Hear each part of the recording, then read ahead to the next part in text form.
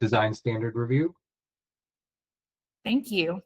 Do you want to, let's do introductions for the commission members and then we can do intros for staff. I'll just yell at people. My name's Will Hornaday. I'm currently the chair of the Historic Resources Commission and from Albemarle Park. Sue? You're muted. Hi, I'm Sue Oliva, and I am the vice chair of the commission, and I am an American historian. Rob? Rob Mays. I live in Montford. Leslie? Yes, Leslie Humphrey. I'm also a resident of Montford on the commission. Bill? Bill Roberts. I'm a Buncombe County resident in Montreat. Celesta?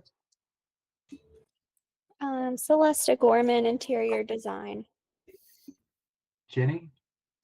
Jenny Bowen. I am a downtown resident and I work with the Buncombe County Special Collections. Shannon? Shannon Watkins. I'm a real estate broker and I grew up in Asheville. Do we want to do Janice and staff? Alex? Yes. I don't think there's anybody else I missed. Well, Drew is here, but you can't see him because he's running our live stream. Thank you, Drew, for helping us out this morning. I'm Alex Cole. I'm the staff liaison to the Historic Resources Commission. And we've got David Hazard from the Planning and Urban Design Department here as well. And Janice Ashley and Matt Holloway are here from our legal department. Good morning. I think that's everybody from that I see from the commission too, right? Yeah, I think you got everybody. Okay, then I'm out. Thank you. Well, welcome everyone. Thanks so much for jumping on for our early morning meeting today. Hopefully it's a little easier for everyone since we're virtual.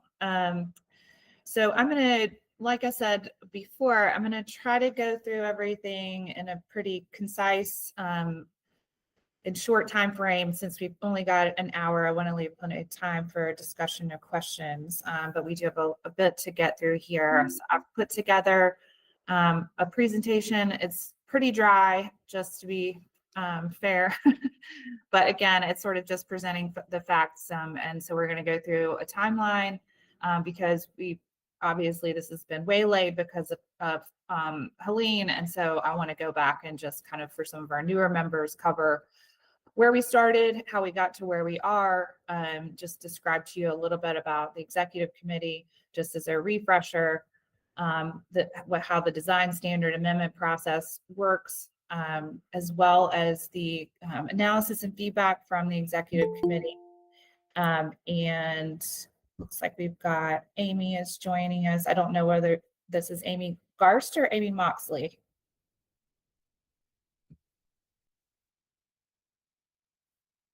We'll find out in a minute. And then we'll just have some general discussion and talk about next steps. And then I'll let you guys go to get on with your day. So I'm going to jump in with my presentation.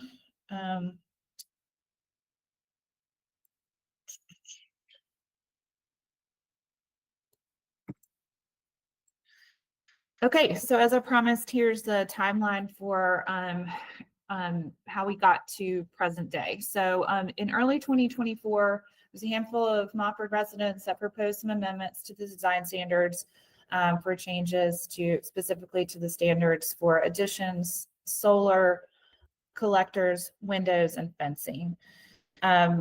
The commission at their regular April 2024 meeting had a discussion with the residents who proposed the amendments. Staff presented a memo at the time to the commission, just kind of similarly outlining the timeline and the substance of the proposed amendments. And then what we decided to do as a result of that discussion was that the executive committee plan to meet several times to look at the proposed amendments, compare them against other peer cities in North Carolina, and to see kind of like where we land against other design standards and how we might make some tweaks or just look at ways that maybe we digress or not digress, sorry, differ from other cities. And I would say that with the caveat that, you know, each historic district is unique in itself. So sometimes there are just inherent differences built in because they need to be.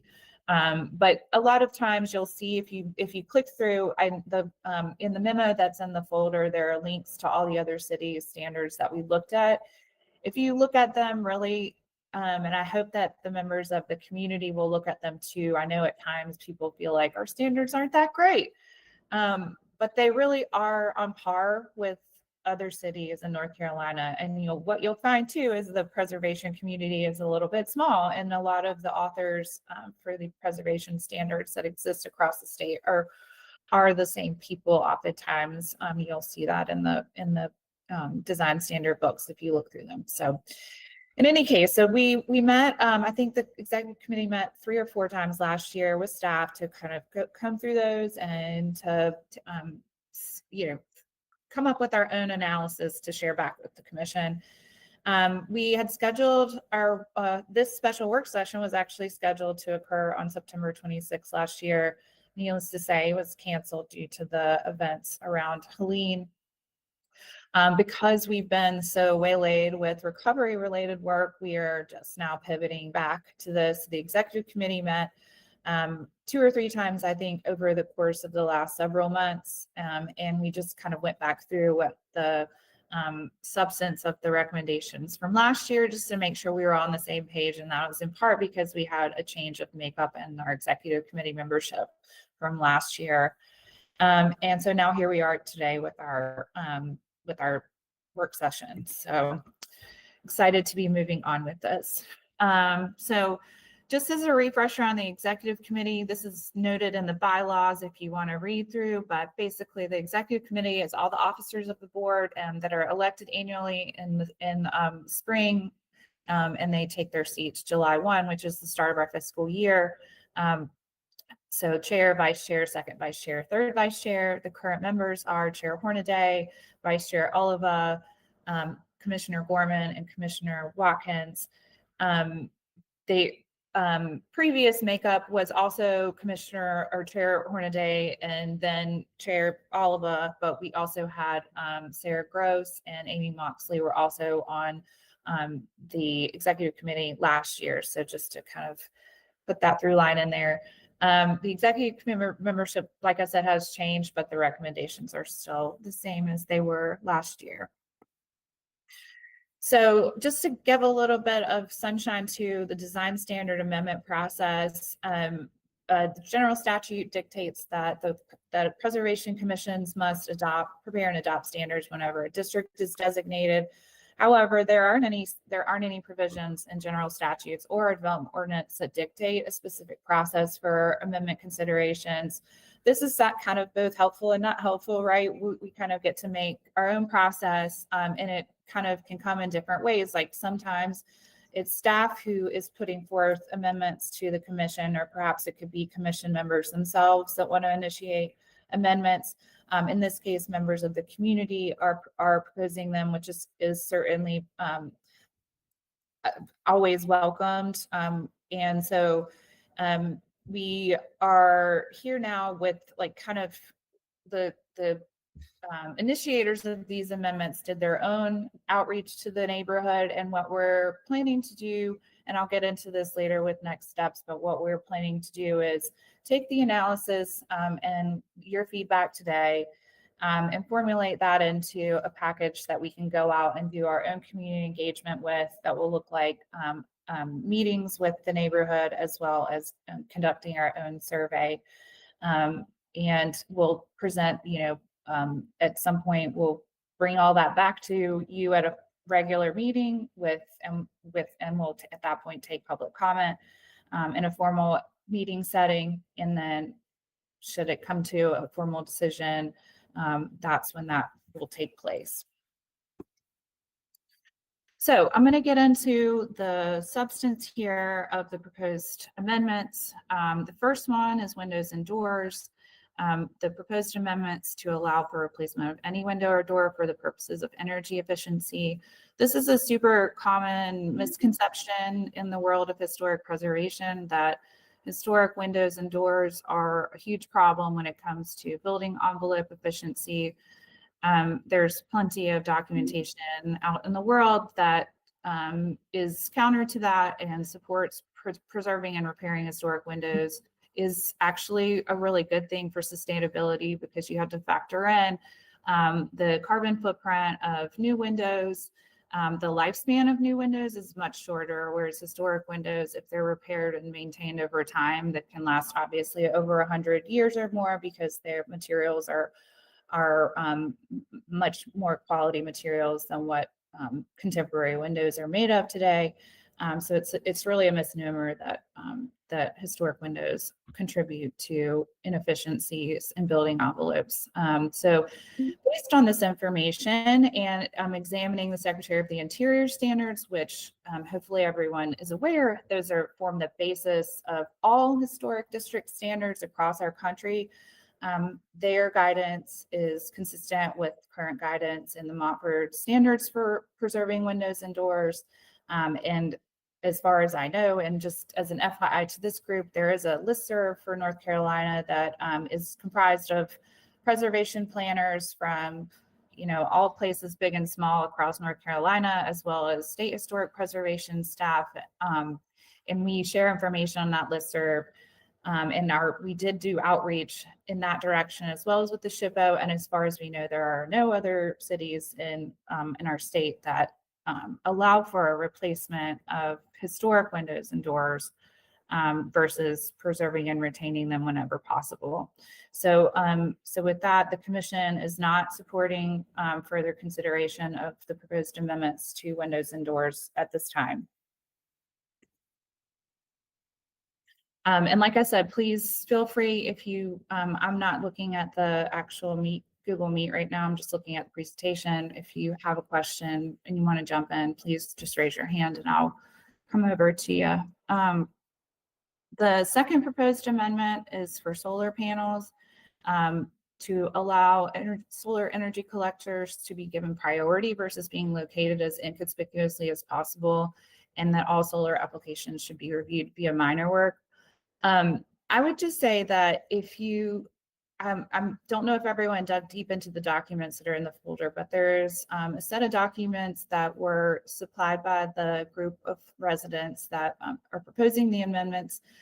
In that you'll see a PDF version of the survey that they published to the neighborhood. There are example photos of solar arrays that are I guess that the community members think should be allowed. And in fact, those photos are of properties where we have approved solar panels. They were approved via minor work application. And so there have only been, and I've been in my role with the city advising the commission for 11 years this month. There's only been a handful of major work applications to the Historic Resources Commission to propose solar on right-of-way, public-facing right-of-way. And the majority of those applications have been approved, with the exception of, I think, 2 or 3 where the panels were highly visible, on a primary elevation, like the front elevation facing the right-of-way, in which case those applications were withdrawn. I think there were maybe 2 in the past 5 or so years. And I will say that some of you may recall that we had an application recently at 175 Flint Street. If you want to drive by, the panels have already been installed. That house is on a corner, and the commission did allow panels facing West Chestnut Street, which was the side elevation, and also a panel on the front part of the roof actually that faced away from the street. So I just want to kind of note that, because I think that the commission is trying really hard to allow for solar collectors whenever possible, but there obviously has to be a line somewhere where we're saying, okay, placing solar panels on front facing, highly visible primary facades is not what we should be doing in terms of maintaining historic character of the buildings and the district as a whole. And I would say too that we did look at this closely and compare with other North Carolina cities, and they also are written pretty much verbatim to ours in terms of locating them as inconspicuously as possible. And this is partly why these applications require major work when they are facing a primary right-of-way, because it is more subjective and we want the commission to weigh in those cases versus staff rubber stamping anything. And that is both a benefit to the community and the regulatory process, because it really does allow for whoever's proposing those panels to make their case to the commission in a subjective, whenever it's a subjective circumstance. And so obviously it does, solar collectors facing a right-of-way does impact the historic character of the property and the district. And so, sorry, I've already gone through that bullet point, rereading that. And so we think our standards are effective and sufficient. We've approved the vast majority of solar applications in the past decade via minor work. And so the committee does not support further consideration of the proposed amendments to the standards for solar at this time. The third bucket of proposed amendments relates to additions, and the proposal was to allow additions on non-rear elevations. Right now, the way the standards are written, it doesn't necessarily preclude additions on other elevations, but they've been interpreted as reading that way because they say that additions should be inset from rear building corners. So we looked at standards for other cities in North Carolina, as well as the Secretary of the Interior standards, and we agree that that we should consider amendments to the design standards for additions. I'm sorry, I didn't link the draft amendment section in my slideshow, but it's linked in the folder as well as in the memo, and we can pull that up and talk through those when we get into the discussion if you all want to. But we agree that the Secretary of the Interior standards allows for additions on non-primary elevations. We did our best to kind of take a stab at redlining our current standards, but that is by no means static. We want to get feedback from you all and the community members whenever we do our engagement on that. And then the last bucket is fences in front yards. As everyone here knows, this is kind of always been a hot potato for us. The standards for fences have changed over time. As best I could tell, the original standards for Montford have, they were allowed for 3-foot fencing, and they had very specific drawings of the types of fences and walls that were allowed in Montford, which look like the traditional wood picket fencing and the low stone walls and the low iron, wrought iron fences as well. And maybe we should pivot back to that. At some point, the standards were changed to kind of take a firmer line to some degree in terms of discouraging fences in front yards where they didn't exist historically. I think this is just a topic that we need to hash out kind of once and for all to try to get to a better place.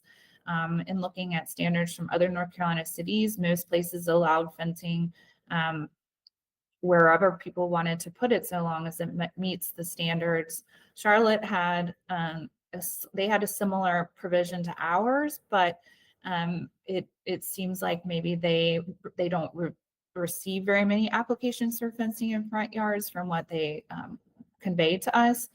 I also want to note that the National Register nomination, which kind of is what we tie the design standards back to, notes that the openness of the landscape in Montford is part of its historic character. I kind of waffle back and forth when I think about a street like Montford Avenue or Cumberland Avenue with fences in every yard. I feel a little bit of heartburn about that because I feel like it would change the character over time. However, I can also see the other side of that perspective from a practical standpoint. And some people definitely have the opinion that these are not architectural features. They are not permanent things within the landscape. So I've become a pretty neutral Switzerland iteration in my terms of my opinion on this. And the committee also felt the same and came to the consensus that we support further dialogue with the neighborhood on the topic of fencing, so that we can make the standards clearer for everyone, including, of course, the community members and the commission whenever we might need to take something to the commission, so you all can feel more confident in your decision making. So next steps, this will be up to on our end to work with our communication and public engagement staff on a plan for engaging the neighborhood. We would likely invite folks to attend special neighborhood meetings with us, as well as following up with the executive committee to talk about the feedback from those engagement opportunities. And we would certainly welcome commission members to attend those meetings to hear comments and have dialogue in person with community members. Again, this is not a quasi-judicial process, so you can engage with folks in terms of hearing them directly versus when you're considering an application for a certificate of appropriateness. And then we would work on a draft of any official proposed amendments, which we would of course share out just like we would with any other meeting materials. And then we would, at one of your future regular meetings, this would be built into one of our agendas so that you could have discussion and hear public comment, and formally consider the proposed amendments. And then assuming that was the end there, you would make a formal vote. But if there were comments and discussion that led to, needing further engagement, et cetera, we can certainly navigate that as we need to. So with that, I'll stop talking and let's jump into questions and discussion. Did I put everyone to sleep?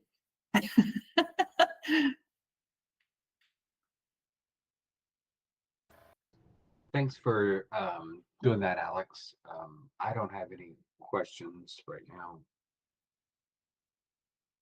Nor do I. Alex, I'd have one question. In your attachments or in the meeting materials, there's a red line of the standards for additions, and then below that there's standards for fences, which I take it is also amended. It just doesn't show the changes in red line. Is that? I think that the topic of fences feels, what's the right way to put this? We took a stab at amending the standards for additions just so that people would have a starting place. You know what I mean? We kind of looked at them against the Secretary of the Interior standards as well as other standards for additions and kind of tweaked ours to align with them. We did not do that for fences because the Secretary of the Interior standards don't really give us any guidance on fencing. It's more of like a landscape feature. And what we really want to do is hear from the community, like what is the consensus? Is it important to, half the people in Montfort that we, do we need to have more illustrations in the design standards of what's specifically allowed? And anyways, it just felt more open-ended. So we put those there just so that people would know what the, I didn't even remember that I'd actually copied and pasted them in there. It's been so long since we put together that document, but I think we would just leave the topic of fences more open-ended when we go out to the community, unless you guys think we should take a stab at making a red line, in which case I'm happy to help facilitate that. Well, I think you could do it either way, but I think it is, I mean, if you just view it as more like a listening exercise to go out and solicit people's, thoughts, that's fine. But then if you want to try to get a little buy-in or feedback on specific comments, I think a red line is helpful. Just because it gives people, I mean, I'm particularly focused on learning because I'm a lawyer, but yeah, I think it's helpful for me when I'm looking at these things to actually be looking at a red line, and I'm happy to Yeah, I think that's going to be our goal, Rob, is to, as we move forward, to have the additions sort of had some elements that we wanted to include, like character defining features like chimneys and stuff aren't obscured, and then fences is kind of wide open what the community wants, how they want their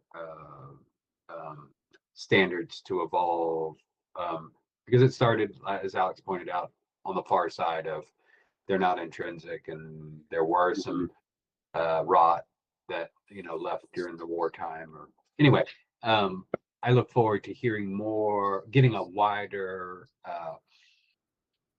broader input on fencing and adjust so that we don't have this. It almost seems like double speak in the standards now, where one side we talked about they're not intrinsic and they're not there, but if you're putting a fence in, these are what you can put in. So so that means fences. So anyway, just clear that up and find out what the community wants. Does that make sense?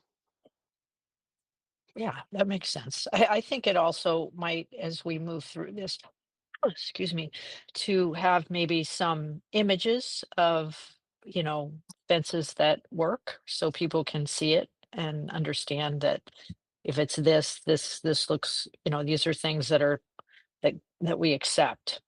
Yes, yes, absolutely. Yeah. yeah. I think if I recall correctly, I think in studying the design standards from other communities, I think Wilmington had a good set of standards for fences. I think it's also worthwhile sharing with, and I'm at home today, obviously, and I don't have the hard copy with me. It's on my desk in my office, but the original standards for Montfort actually, I think, were pretty helpful, and maybe we can kind of weave some of that back in to make it more clear. So to answer your question, Rob, maybe one thing we could do is the next time the executive committee convenes, we can look at that and try to see if we can put together a red line draft that might make sense, and then we can share it out with everyone before we go and do our engagement, if that's helpful to you guys. Alex, the fact that you brought up the historic guidelines, we should make that available or have that maybe in the standards, some of the highlights, just so people can see, as the historian, the change over time, and they can appreciate what Montfort was and why it became a historic district and how we're trying to bridge that along. I don't know. That's just my idea, is always wanting context. Yeah, I think that makes sense. I wish that we had unfortunately, our records don't really, we've got a gazillion drawers full of hard copy files that maybe if someone ever had time to go through all that and scan it, we could kind of see the evolution exactly of the design standards over time. But what I don't know is if there was another interim set of design standards, for example. All I really know is that the original standards, we can certainly make that publicly available. I think that's a good idea. And then we've got the existing standards that we have now were adopted, of course, in 2010. So they were completely rewritten in 2010. That was the last time there was a wholesale rewrite. And that was in part because of actually solar technology and the need to update our standards to meet modern needs. And so but unfortunately, there's a huge time gap, right? So I don't know what happened between 1980 and 2010. But anyways, I'll let you guys, a couple of you had your hand raised. Well, I think you were first, maybe. So the people watching or seeing later understand, when slide back to number 9 on next steps, if you could. So a couple of neighborhood meetings. So that, are people going to be reached out by letter, every address, or how do you see this happening? Well, that's what our communicate, we call them our CAPE staff, our communication and public engagement staff will help us with. They're going to be the ones that help us figure out what our best approach is. So yes, that might look like outreach in a variety of ways. We also have neighborhood newsletter.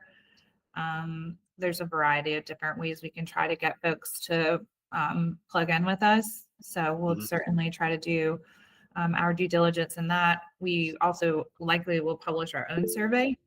I think that's important.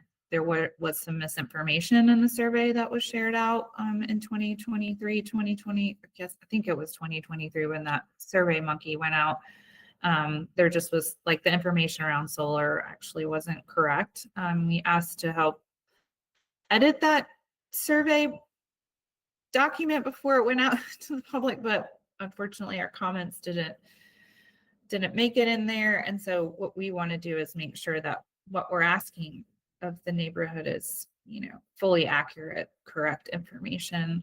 And so hopefully we can get folks, point being, hopefully we can get folks to engage with us in a number of different ways.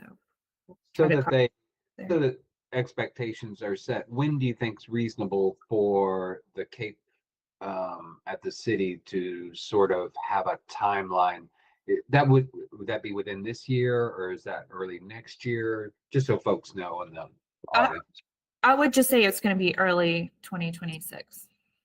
I was invited also to attend I think I'm going to bring you with me, Will, the Montford Neighborhood Association their quarterly meeting in January. We'll plan to attend that, but that would be in addition to any other engagement events we plan with our CAPE staff, but we need a little bit of time given the holiday, et cetera, to get our ducks in a row on what our game plan will be. But we'll give regular updates to the commission at your regular meetings in the beginning of the year to make sure we're bringing everybody along. So that's the best place for folks in the community to get information is at the end of our a monthly HRC meeting at the beginning. You mean for commission members or for the Community, members of the public? public. I'm sure our agendas are always posted online, and we'll certainly bring the folks who propose these amendments. We'll certainly keep them informed of how we progress on this and our plan. So, Thank you. Sure. Sue, did you still have a question? No, Will asked my question. Okay.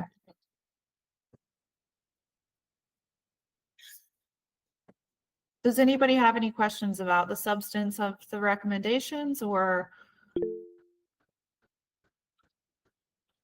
Leslie, looks like you're first.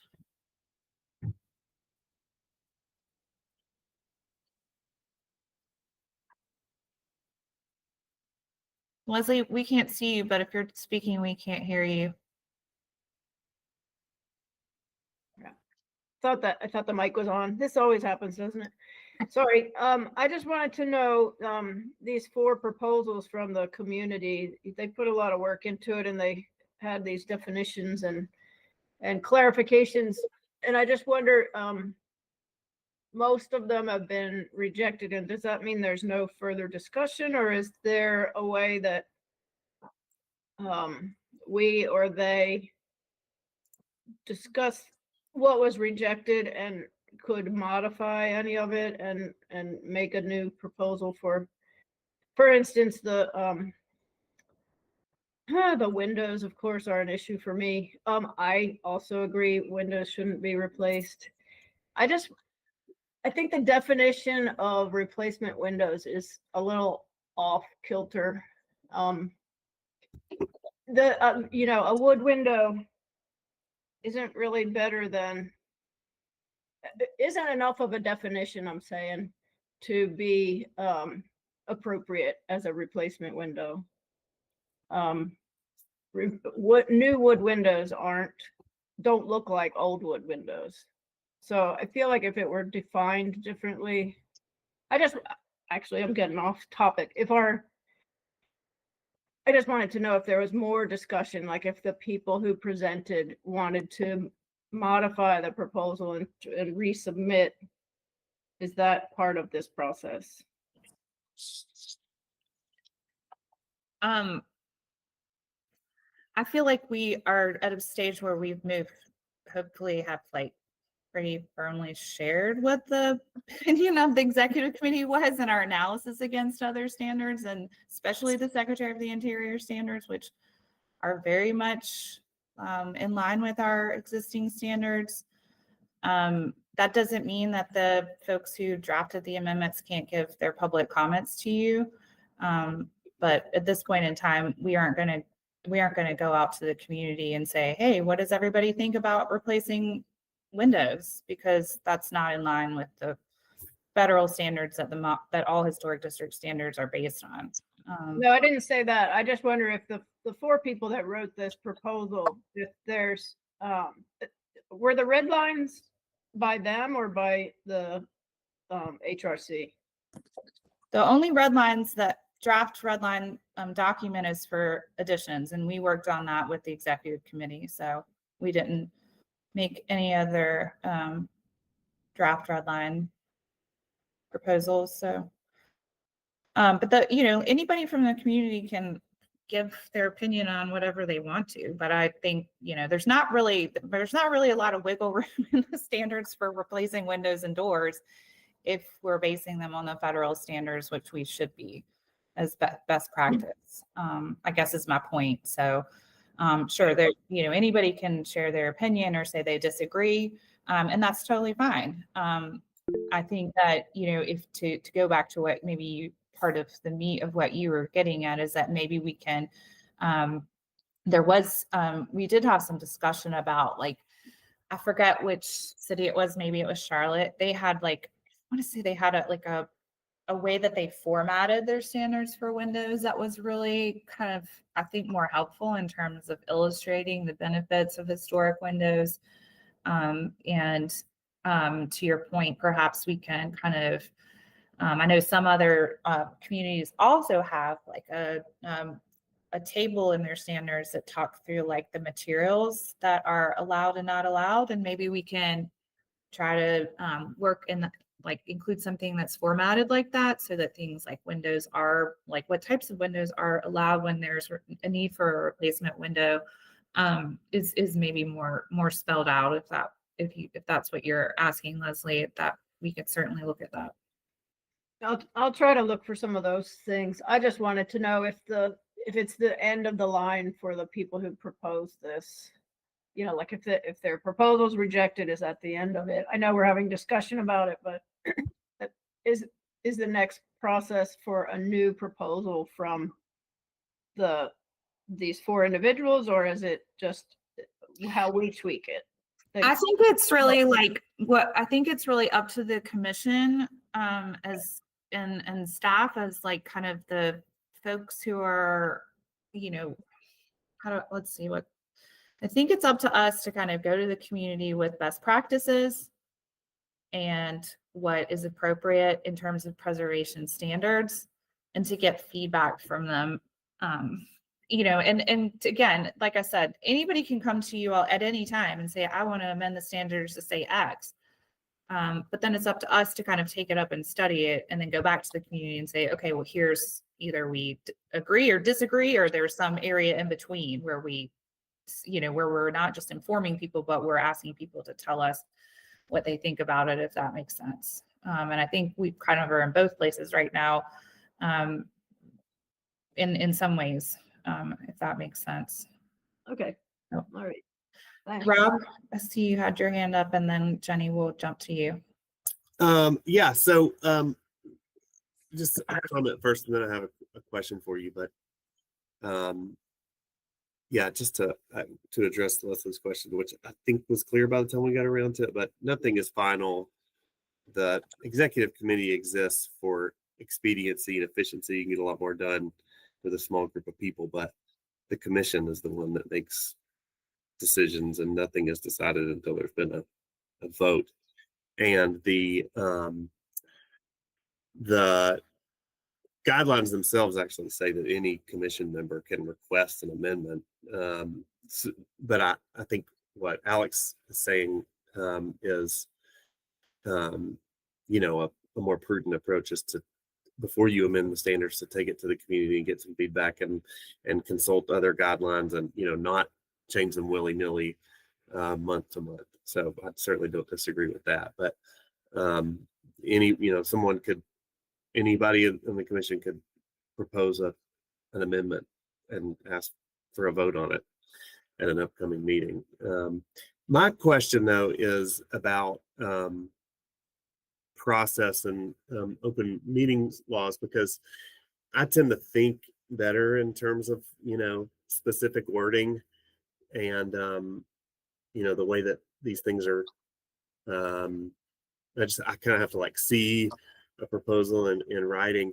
Is there any reason that we can't within the commission exchange like drafts, you know, that say, you know, here's a red line I would suggest for the fence guidelines. I mean, obviously the executive committee has done that, and it's been posted publicly for the additions. But is there any reason that we can't have that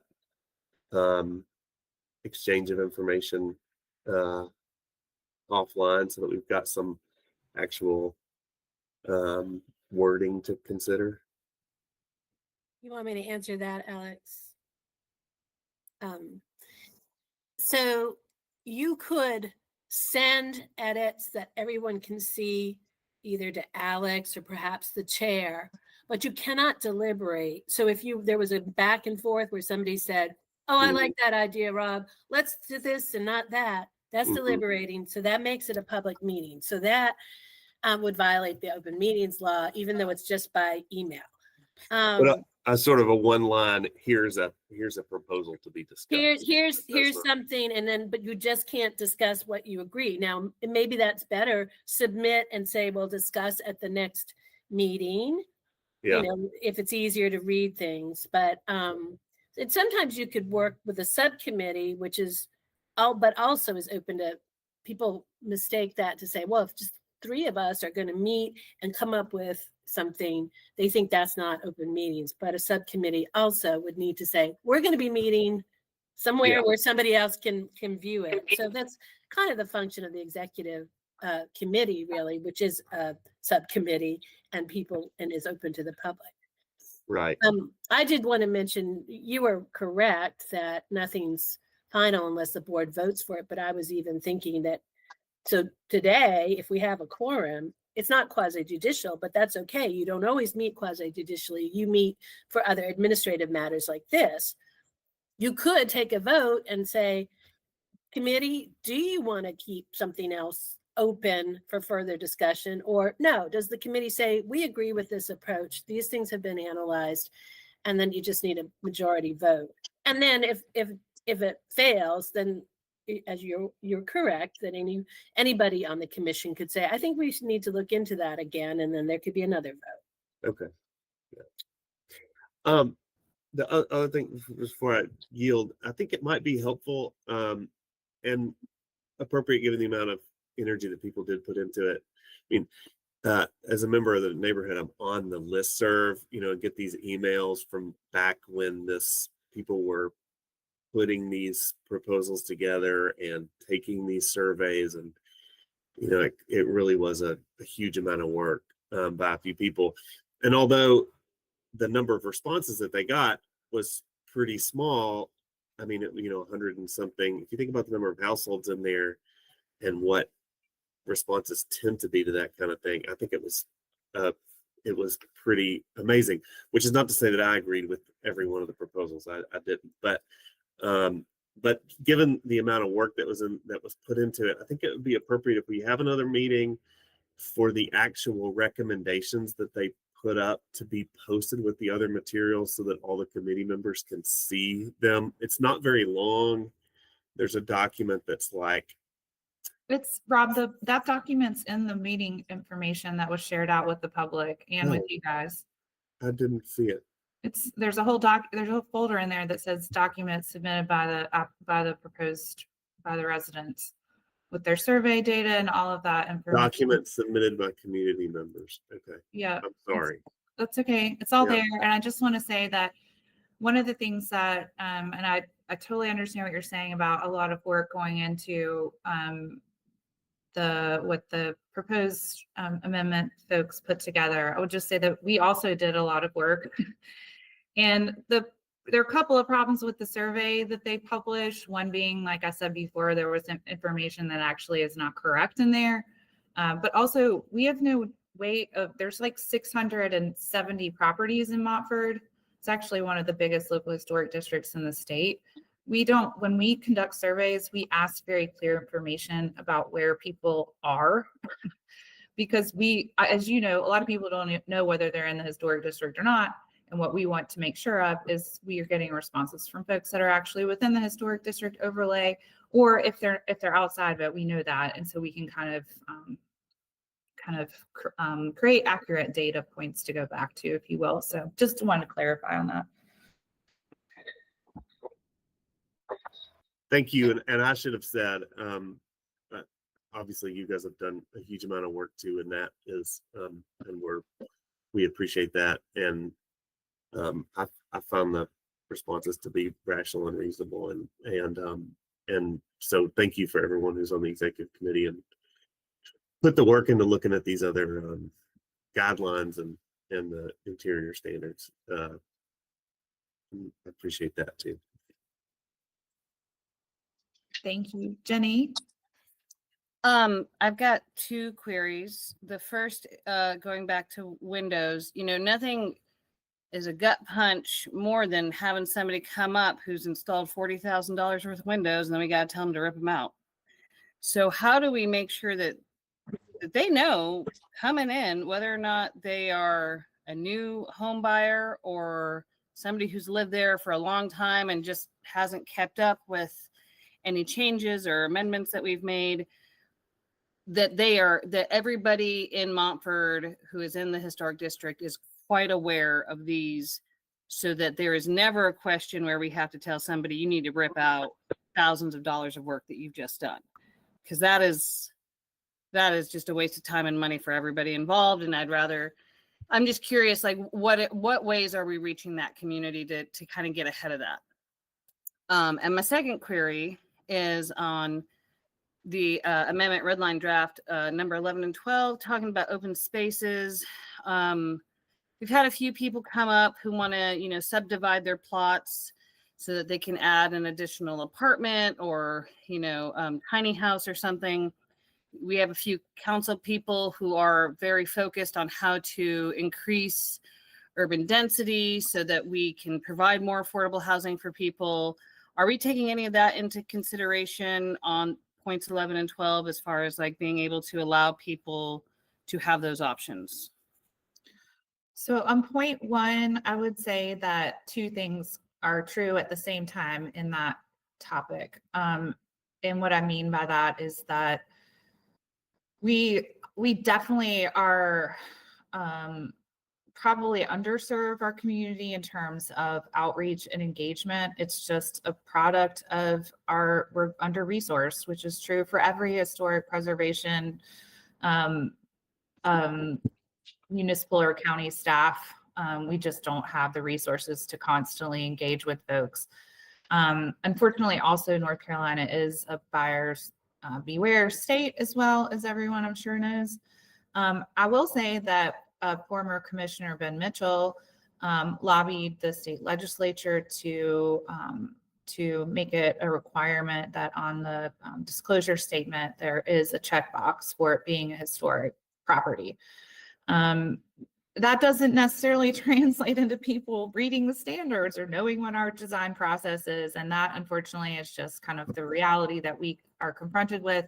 And I would say that other thing that is true at the same time is that it's also incumbent on property owners themselves to make themselves aware of the fact that they're in a historic district. We can't go out to every single door and knock on it and say, did you know? And here's a set of the design standards, unfortunately. And Montford's such a giant neighborhood. So it's kind of both of those things that put it at a disadvantage. And I would say to you, Jenny, that in my time with the commission that unfortunately, I'm certainly not pointing to any specific situation or another, but there have definitely been many after the fact cases where the person who did whatever work they did knew that they were in a historic district and did it anyway. So that's just also an unfortunate reality that we have to deal with at times. So to your second question, I don't think that the standard, there's already a standard in our in the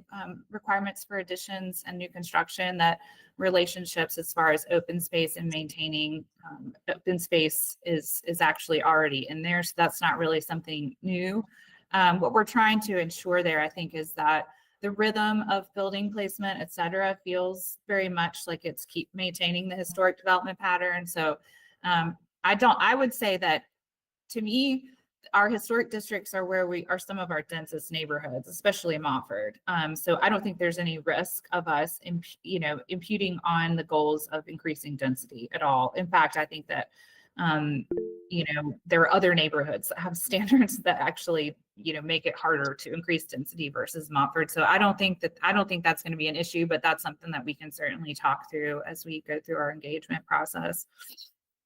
Okay, I'm just going to follow up back on that first point. I think if we're starting to build a relationship with the Montford community, as we have been throughout this process, we definitely need to encourage them to be the welcome wagon that gives everybody a copy of this, a digital file, like, here you go. And by the way, they will make you rip it out if you do this wrong. I mean, just, I think there has to be a little bit more, and it's not necessarily on us, but if their community is as active as they seem to be through their listservs or whatever, then they should definitely be able to keep each other aware of what the standards are and what the risks are. Because if you do it and after the fact we tell you, then, yeah, that sucks for you. But that's just, I think that there's an opportunity there that we should try and develop.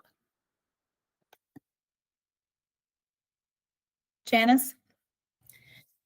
Yes, to that, Jenny, I was just going to say that we do have a good relationship with the Montford Neighborhood Association, and this has come up in the past. I do believe that our notice or our agenda goes out to the neighborhood association, so they kind of know what's happening at HRC. I don't know how they reach out to new neighbors, but they have often said that they were, active in making sure people know it's a historic district. So I don't know. Alex, I do feel Alex has gone to speak with them several times. Members of our HRC have gone to speak with them, even in regard to this change in standards.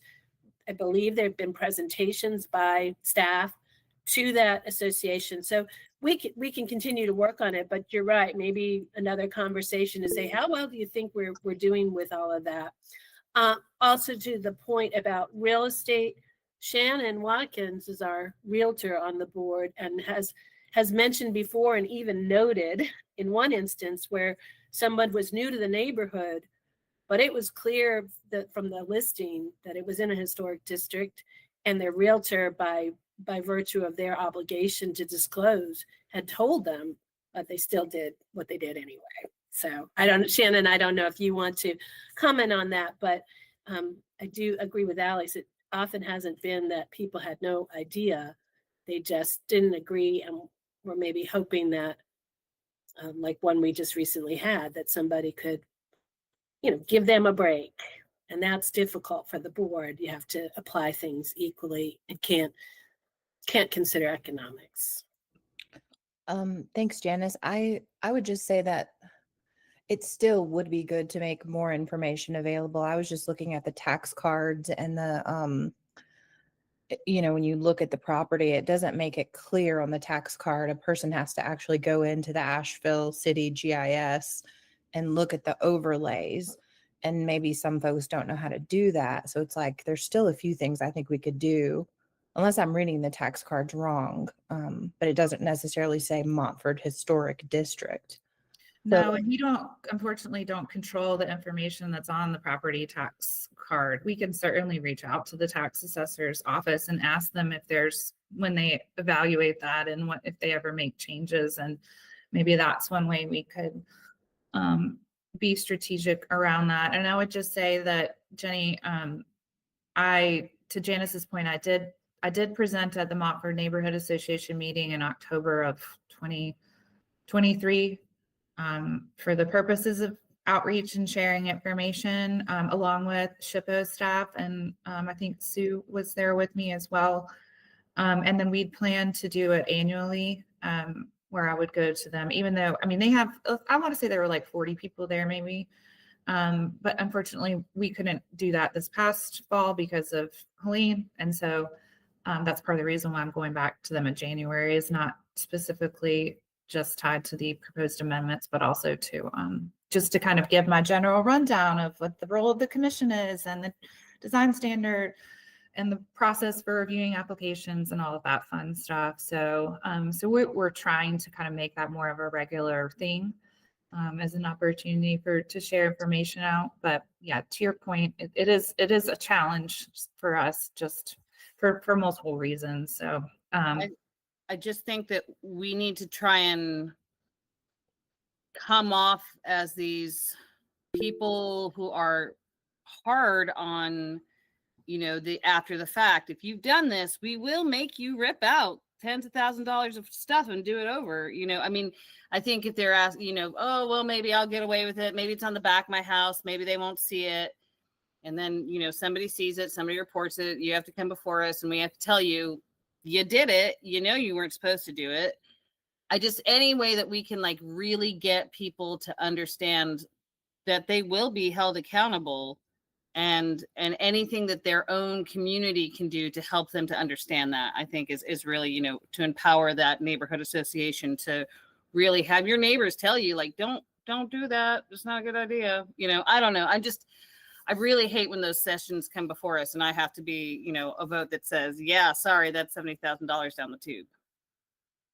I would say that that's just a reality. At some points, you're going to have to be the bad cops, and that's just unfortunately the way that it works. So, but I hear you. Yeah, but just to reduce it, as much as we can. All right, we're at 10:01, and I see that Bill has his hand up, Rob and Janice. So we can take like 5 more minutes, and then let's try to wrap it up if we can. I would just state that no one should do work on their house without a permit or checking on a permit, whether that's in a historic district or not. And if someone were to pull a permit in Montford, then find out there's the historic standards, they would be protected.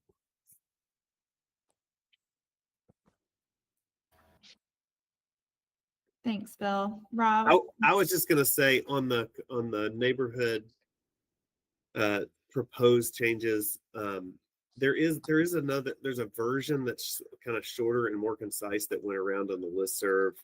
I'll send it to you just in case you don't have it. It's not on the meeting materials, but that's okay. I mean, there's a longer version that is, but it might be helpful for committee members to have this. It's like 4 pages long. Just send it to me, Rob, if it's something that you want me to share out. Yeah, I will. Thanks. Janice, you had your hand up, but maybe not. Well, I took it down. It was just another follow-up on Jenny. I mean, we have had the discussion. I don't want to discourage it. We've had subcommittees in the past who were more focused on outreach and how do we get public engagement. And that is a designated role of the HRC. It just, people you're all volunteering and do a lot of work just being on the committee. So you could have further discussion about that, I think, of who on the committee would, what are some ideas? I would just also, on that note, just to help everyone's understanding, since I know the majority of folks on here, not on the executive committee, I could go back to our list of, we couldn't convene during COVID. And when we finally could convene post-COVID, our list was like this long of all the things we needed to revisit, talk about. Engagement was on that list. And then we had like maybe 5 meetings before Helene happened. And then we didn't convene again for another year pretty much. So we kind of keep getting waylaid from all of the different priorities that we have. And so engagement about not just the regulatory process, but engagement about the benefits of historic preservation and tax credits and all the things is definitely always on our list. So I want you guys to know that it's not for not trying. We just kind of keep getting tripped up by major life events. But certainly we know that that is an area where we always need to continue to work on. So I'll stop there. Anybody else have comments? You guys feel good about where we are and understand what our next steps are going to be? Yeah, I think, thank you, Alex, for all that you've done. And I think, we're ready to move forward with the community. I think Rob and Jenny's ideas about being more communicative certainly work. Maybe Rob, you can head up a little committee and we can communicate more. Or I don't know, have some kind of plan to let Montford know that we support them and want to be the best commission for them that we can. Thanks, Janice. I think probably one thing we could do is just talk about it at our next executive committee meeting and share out some ideas with the commission at a regular meeting so that everybody is brought along on what our ideas are. Is that scheduled for executive committee meetings? Something we can see? It's every Tuesday, not every Tuesday. It's usually the third Tuesday of the month at 9. We're not meeting this month, just as an FYI. So,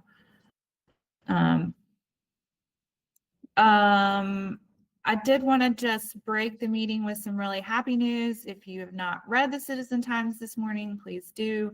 We got our grant for Biltmore Village for almost $2.5 million. Yay! I want to send everybody out to the weekend on a positive note. So excited about that work, and I'll certainly keep you guys posted as that work gets underway. How much was it for? Just under $2.5 million.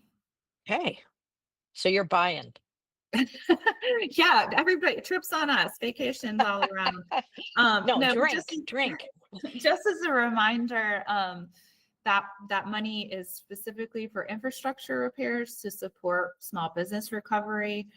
We estimated there are about 50 small businesses in operation in Biltmore Village pre-Helene.